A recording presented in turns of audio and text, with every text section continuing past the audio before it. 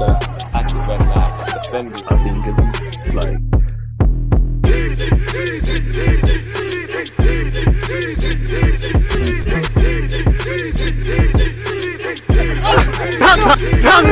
people deluded. I'm back again. Come on, Ian. Man. Just as Ian Wright said there, people, let's do that again. People, deluded, I'm back again. Make sure you're liking, commenting, and subscribing, people. I was just sat here today in a bit of a rhetorical mood, and I will do a video about this nearer the season of next season, 23-24. Most messed it up. It's 2:15 at the time of making this video. Allow me, people. Now, obviously, nobody at Arsenal is the finished article. Not Mikel Arteta, which is the focus of this video. Not a single player, but the obvious, you know. And obviously, Edu is even new in his role. Even if you want to break it down further, you know, Jack Wilshere is the under 18s gaffer. Per Mertesacker in his role, they're still at the elementary stage of their careers. Now, beyond the obvious, obviously, I want Arsenal to compete and win trophies and better the obvious. You know, if you could go one better than second in the Premier League, that'd be great. If we could get to the Europa League final, if we are ever in it, or, you know, it just struck me again that we're in the Champions League. Can we get out the group stages and take it from there? I'd love a cup run in it, really. But we have to adjust our expectations. I tried to break it down. I would say for Mikel Arteta and for anyone that misunderstands, I think he's the man for Arsenal at this moment in time. Whether he's able to maintain that opinion, it remains to be seen. But I think he's the man for the occasion. I think in terms of getting top four, he's passed with flying colours, and there's a lot of good foundations built at the club. Now, evidently, there's several things that need to be improved in it if we want to be anything more than nearly men. We need to take this foundation and take it to newer high heights. We need to obviously elevate the concerns that we have specifically defensively, which we'll get onto, etc., etc. Game management, I think down to the players, I do feel it's a bit of a twofold, because I do feel end of the day, the players are out there, and there's a lot of experienced players, even the younger ones in the squad. They've all played enough games, or they've come into Arsenal where I look at Benjamin White, I look at Ramsdale, I look at Odegaard, you know, whether you've had to deal with expectation and pressure as a young player, whether you've been in relegation fights, whether you've been on loans and things like that, you know, or even people like Bukayo Saka, Martinelli, you've really been professional footballers for 2 seconds, but you've played enough games for everybody to learn. And I extend that to everybody in this squad. I do feel the best players are the ones that solve decisions themselves, and there's been times I think my team and my players have showed great courage, great resilience, great strength, etc. But focusing on this last stretch of the Premier League season, I don't think that's been there. I don't think people have enjoyed their football. I don't think people, I obviously think they want to win in that, but I don't think people have stood up to be counted. I feel too many heads have dropped individually and collectively. And in a positive and negative sense, these things are contagious.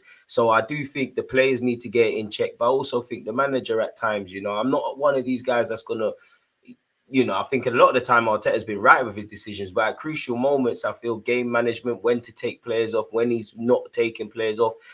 Sometimes, especially in midfield as well, I feel we lose a bit of structure, and I would also tie that into, in my opinion. So yeah, Arteta can improve his game management, and overall the team, you know, you look at when we've conceded goals, you look at the moments of when we've held on to leads and things like that.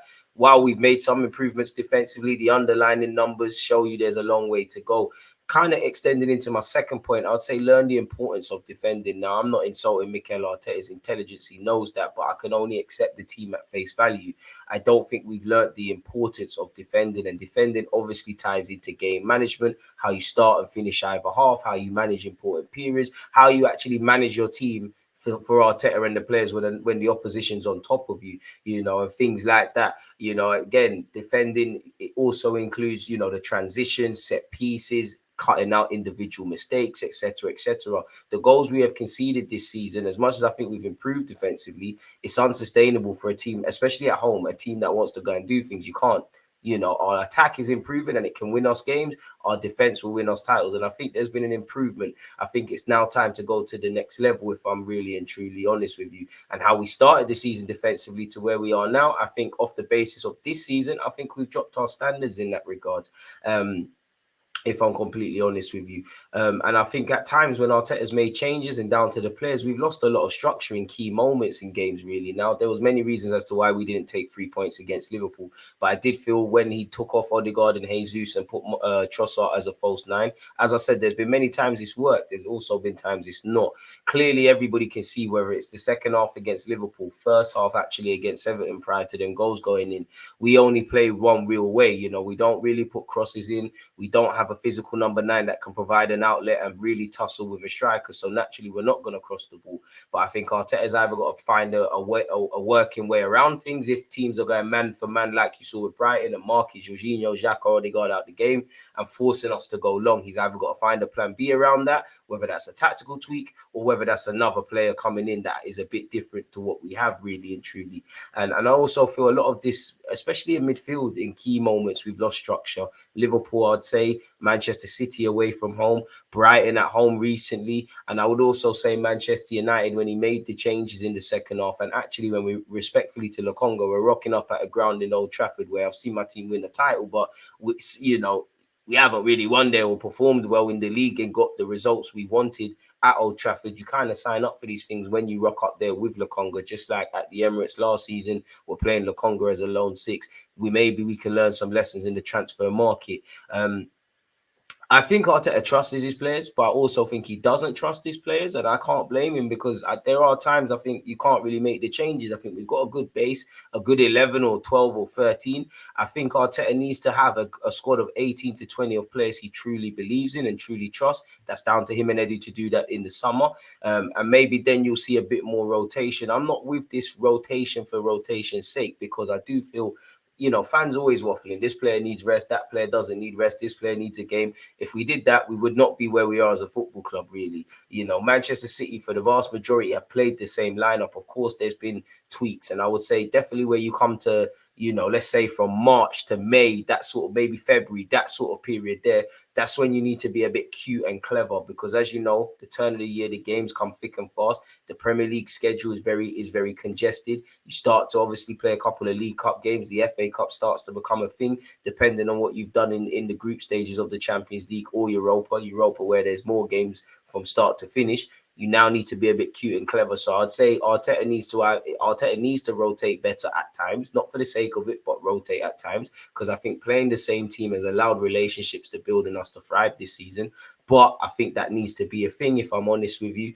And I just think he needs to get players that he can really trust. I don't think he trusts everybody in that team. I know Reece Nelson's been a bit of a wild card this season, but for this season at least, when he has used Smith Rowe, when he has used Reece Nelson, and with respect to Eddie Nketiah, when he's played his way into the team and deputised for Jesus, when I see these sort of players come off the pitch, and I think they're all good players, come onto the pitch, I think that's the gaffer going, you know what, I'm gambling, which, let's be honest, Nelson was a gamble against Bournemouth, really. It worked, but these were gambles. I would also say getting his players to solve problems and prepare themselves better mentally. We're going to go over a lot of these things, but you saw Mikel Arteta say this is the best part of the season.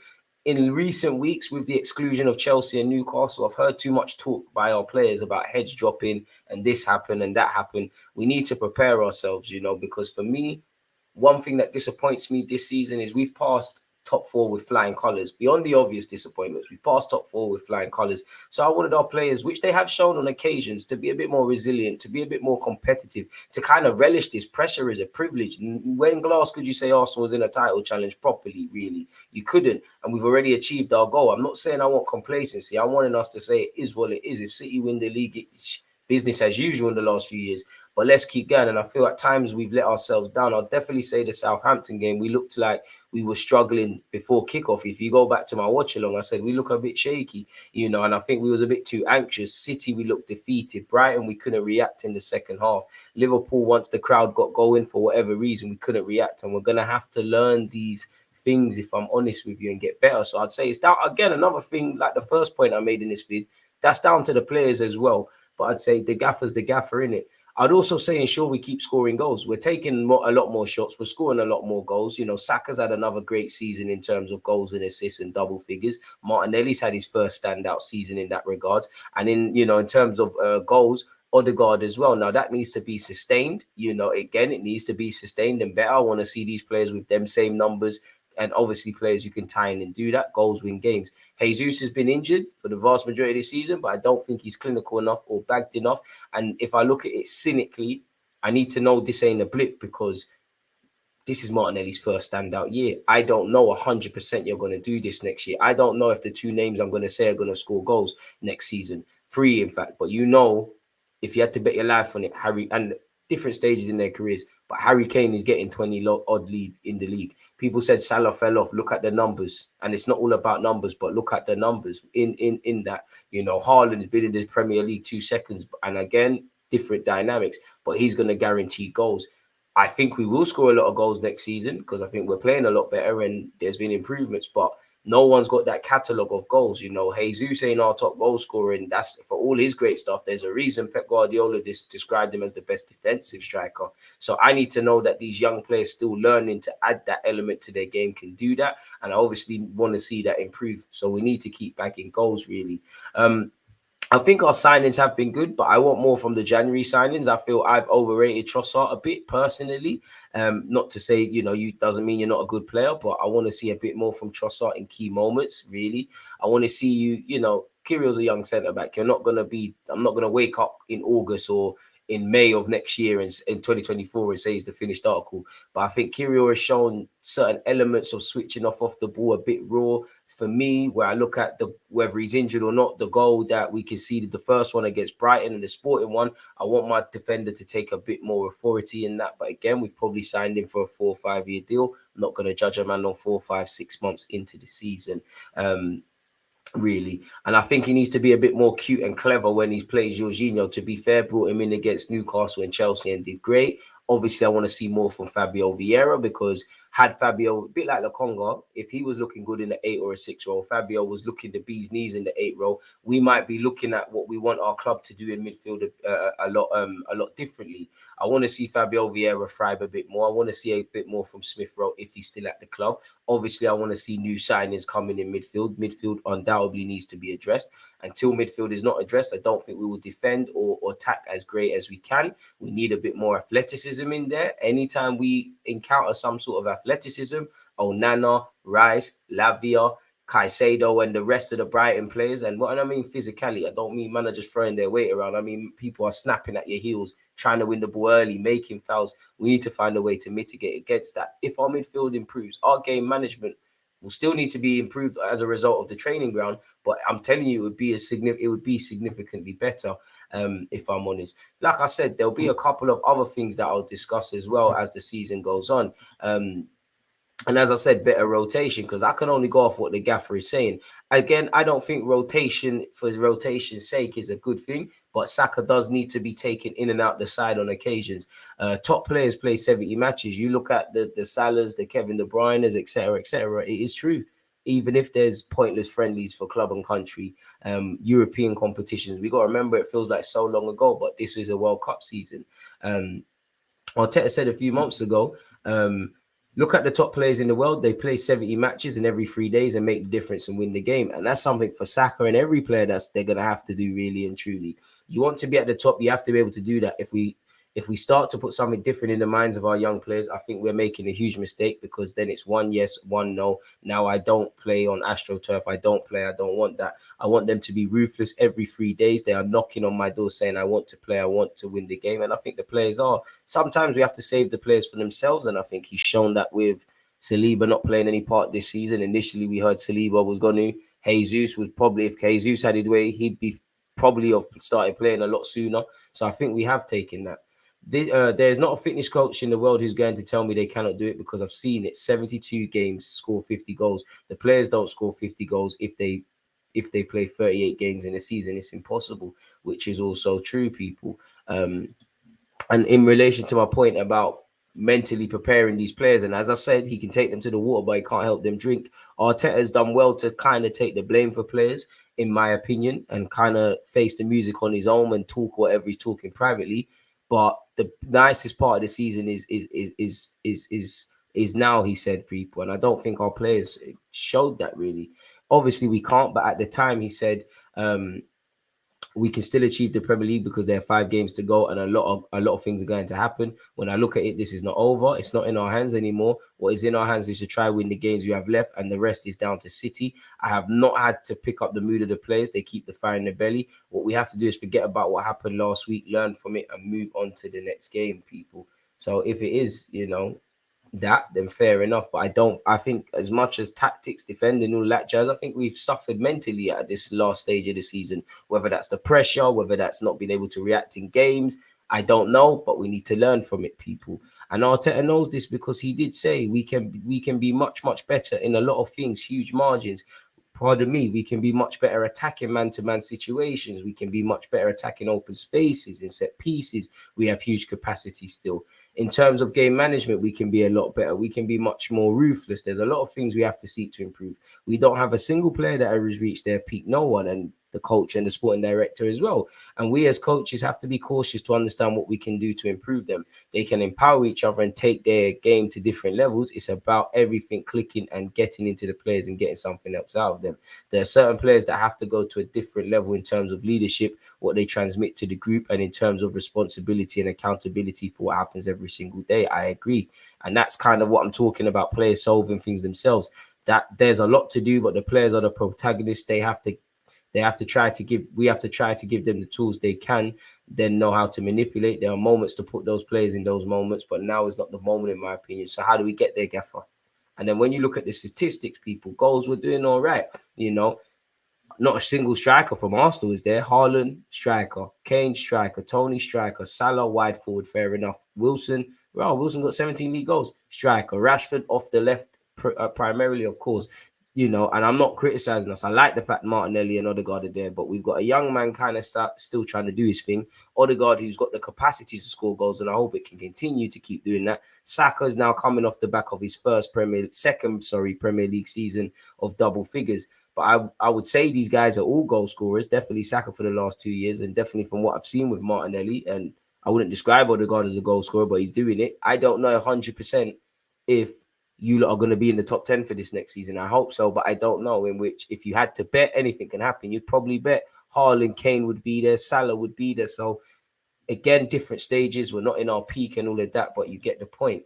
Goals, when you look at our top goal scorers, Martinelli, Odegaard, Saka, as you know, Jesus is our 4th top goal scorer. Yes, he's been injured for large parts of the season. Had he not have been, I think he would be nearer the top, or I hope so, but he isn't really exactly clinical.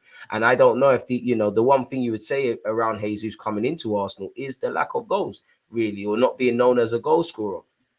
So it's very volatile. I don't know if, big up Eddie for his 4 goals as well. I don't know if this is going to look the same next season. So I hope it does, really. Big up us because we're second for goals, still some way off City, but to score more than Liverpool, we're doing all right. 83 goals, well in. We need to keep doing that. And we're taking more shots, really. We could be a lot more clinical because we're probably up there for big chances missed, but you don't shoot, you don't score. So that's something that was suffering at Arsenal. I do think on the topic of that, though, as you can see here, big chances missed. We rank 7th. Again, we're not the worst, but I only care about Arsenal Football Club here.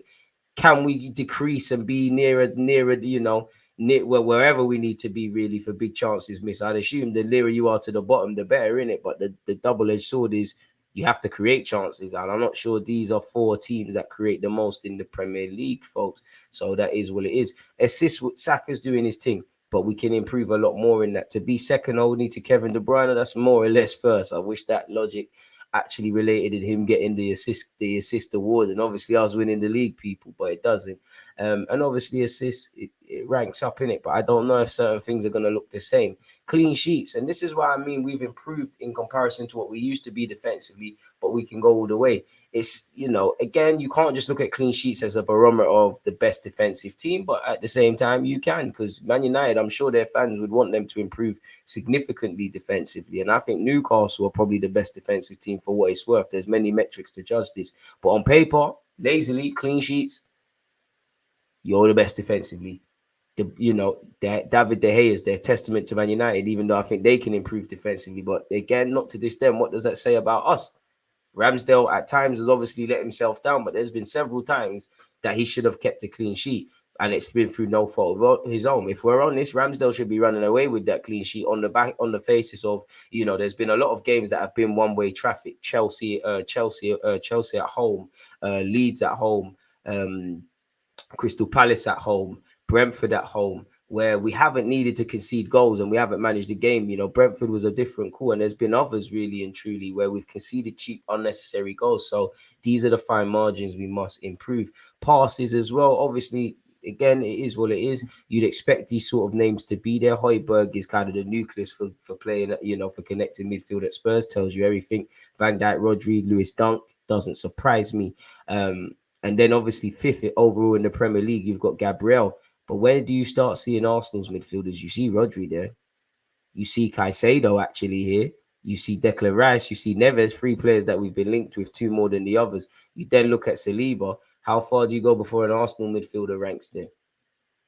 Really? So where are we at with that? Again, we switched that to just Arsenal, focusing on Arsenal. You've got Gabriel, Saliba, Ben White, Partey. Obviously, you'd expect Partey's fourth. You'd expect that to kind of be like that. Zinchenko, I thought would have been above Partey, but these are the players nearer the middle third of our team in terms of building out from the back and all that sort of stuff. So there's many things we can do better. Crosses, again, we don't have a physical man. We don't cross enough. I don't want us to be a cross-centric team. I just think we need to have the ability to do it, essentially. You know, we ranked 10th, which obviously we're at the midway point, really and truly. City, who I wouldn't describe as a crossing team, and I'm sure Pep doesn't just want to cross the ball, but if it's there to be done, do it, innit? Really and truly. And a cross isn't always just necessarily a header, but we could do a lot better in that regards if we get certain players in. Dispossessed, we rank in the top 6. So that's something that needs to improve, really, because City are not there. You know, City, even United are not there, but focusing on the team we aspire to be like in terms of what they've won, City are not there. So there's many things we could do a lot better.